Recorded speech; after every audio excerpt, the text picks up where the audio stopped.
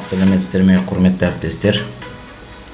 Мен бүгін сіздерге осы Platonus жүйесінде тестті енгізуге шаблонды қалай даярлауға болады, соны көрсетейін деп отырмын. Здравствуйте, дорогие коллеги. Я сегодня хочу вам показать, как загрузить, то есть как подготовить шаблон для загрузки тестов в систему Platonus. Сіздерде енді Word түріндегі тесттің дайын нұсқасын аламыз. Сіздерде Word'тағы тест мынандай түрде болады. Мысалға, бірінші сұрақ ABCDE жауабы, екінші сұрақ ABCDE жауабы, үшінші сұрақ, төртінші сұрақ, бәрі 5 жауапты болады. Міндетті түрде болу керек. Және осы сұрақтарды қалай Platonus'қа шаблон ретінде даярлауға болады. У вас у всех будет вариант, когда открываете Word, обязательно в Word набирайте, это знаете все. И вот первый вопрос, вариант ABCDE, второй вопрос, вариант ABCDE и так далее. Короче, осындай форматта орналасқан Word документтеріңіздің ең басына мынандай түрде енгізесіздер. Маған берген кездеріңізде міндетті түрде осылай жазып берулеріңіз керек. Яғни бас жағында пәні, оқытушысы, тобы түгел ерекшеленген болу керек қой, міне. Байқап тұрсаңыздар, міне. Пән, оқытушы, топ, тілі қай тілде өткізіледі. Және өткізілу мерзімі міндетті түрде. Осы түрде басын толтырасыздар. Міндетті түрде. Содан кейін толтырғаннан кейін астыңғы сұрақтарды келесі форматқа келтіресіздер. Мен сіздерге көрсетем. Міне мынандай тег бар арнайы. Үшбұрыш жақшаның ішіне алынған. Сұрақтың әрқайсысының алдына бір нүктенің орнына осы question, үшбұрыш жақшада алынған question'ды қойып жазсыздар әрбір сұраққа. Міндетті түрде. Осындай түрде келтірулеріңіз керек. Question, төртінші сұраққа да question, бесінші сұраққа да question. Әрбір сұрақтың алдында осы үшбұрыш жақшадағы question қолданылады. Енді келесі нұсқаларға міндетті түрде вариант нұсқасын бересіздер. Яғни ағылшынша вариант деп жазылады. Ол да үшбұрыш жақшаның ішінде. Байқасаңыздар, кішкене үлкейтейін. Вариант, Б-ға да вариант, С-ға да вариант, Д-ға да вариант, Е-ге де вариант. Тура солай. Бүткіл варианттар, бүткіл жауаптарға вариант деп қойып шығасыздар. А, Б, С, Д деген жазулар қалып қалмау керек, және 1, 2, 3 деп сұрақтардағы сандар қалып қалмау керек. Себебі оны системаға енгізген кезде, ол сұрақтардың орнына ауысып келген кезде әдемі көрінбей қалады, және дұрыс болмай қалады. Мысалы, балаға бірінші болып 100 сұрақ келіп қалса, 100 сан тұруы мүмкін сұрақтың алдына. Сол үшін сұрақтың алдына сан қоймаңыздар. Және жауаптардың алдына А, Б, С, Д деген әріптерді, немесе басқа әріптерді, А, Б, В, Г, Д деген әріптерді қалдырмаңыздар. Тек осы тегтер ғана болу керек. Яғни міне қойып шықтық. Мен әзірше 5 сұраққа көрсетіп отырмын демонстрацияны. Сіздер бүткіл 100 сұрақ бар ма? Бүткіл 100 сұраққа өйстіп ауыстырып шығасыздар. Әрбір сұрақтың алдына question қоясыздар. Әрбір жауаптың алдына вариантты қоясыздар. Және ескеретін жағдай, бірінші жауап дұрыс жауап болу керек. Басқа екінші, үшінші, А, Б, С, Д, Е жауабына қоймаңыздар дұрыс жауап. Дұрыс жауап тек қана бірінші жауапқа қойыңыздар. Осы ретті ескере отырып, осындай түрде вариантты жасайсыздар сұрақтарды, және маған осындай түрде өткізесіздер. Егер қате болған жағдайда, мен өздеріңізге прямой қайтарып берем. Соны қайта өздеріңіз жөндеп, маған қайта алып келетін боласыздар.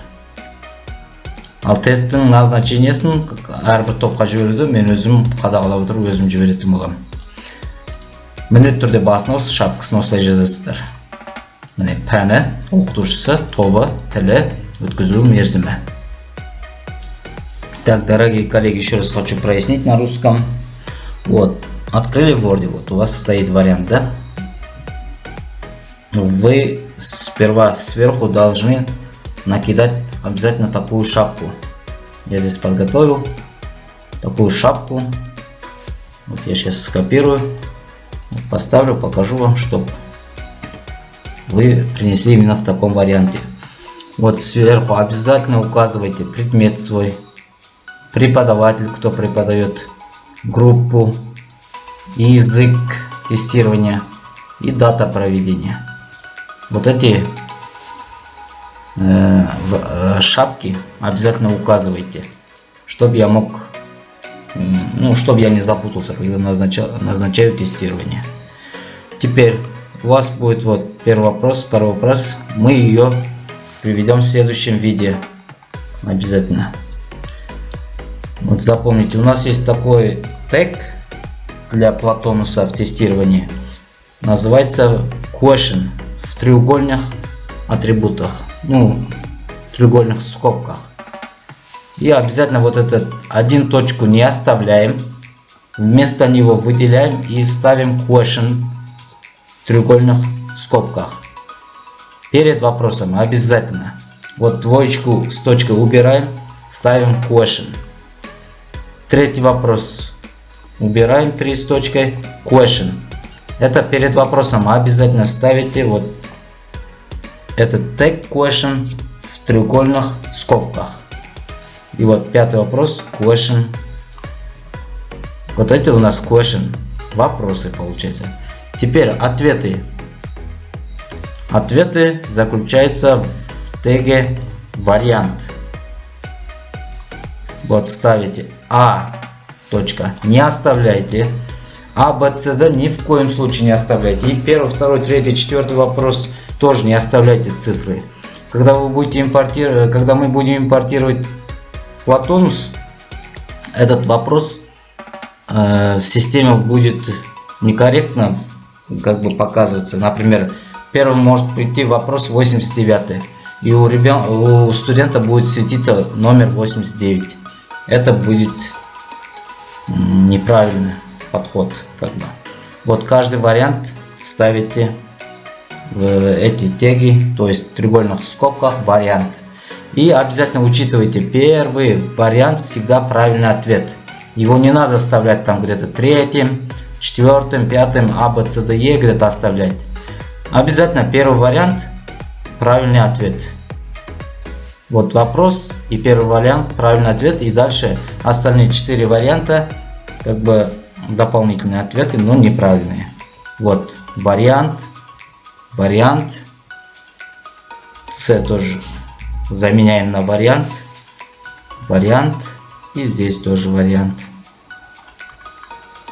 И обязательно приводите в такой вид все вопросы, хоть там 70, хоть там 100 вопросов. Все вопросы переводите в такой вид обязательно и сдаете мне. Именно в таком формате, в каком я от вас требую. Вот, заменяете. И на этом ваши тесты будут готовы к импорту в систему Platonus. И как привезете, если она будет без ошибок, то есть тест этот будет без ошибок, я буду спокойно импортировать. Если вдруг, допустим, будут допущены какие-то ошибки, я верну вам.